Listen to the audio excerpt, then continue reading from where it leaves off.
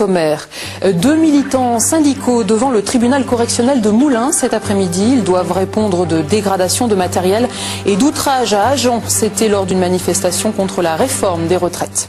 On en vient à cette affaire devant le tribunal correctionnel de Moulins. 2 militants syndicaux comparaissaient cet après-midi pour dégradation de matériel et outrage à agents.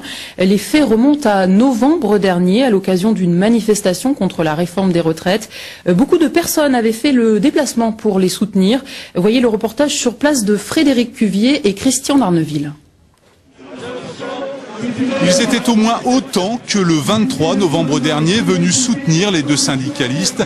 Près de 250 personnes étaient présentes devant la préfecture et devant le tribunal correctionnel pour s'insurger contre ce procès qui, selon eux, s'apparente à un procès politique. Je le dis tranquillement, je suis secrétaire de la CGT de l'Allier, donc je fais attention à ce que je dis. C'est un procès consécutif à une machination policière. Donc on veut bien faire comprendre au pouvoir public qu'il faut arrêter ce système de répression qui se répand de plus en plus en France, et singulièrement dans le cadre de la bataille des retraites et de ses suites.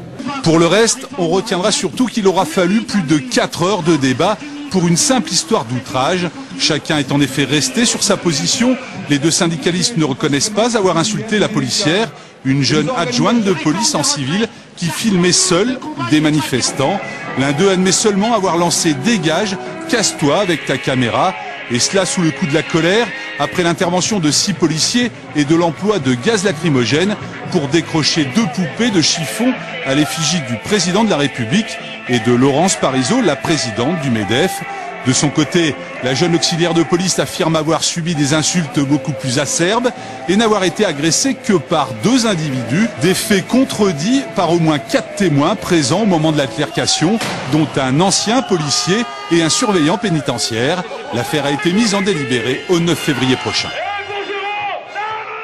Et sachez que des stages de citoyenneté ont été requis à l'encontre des 2 militants syndicaux.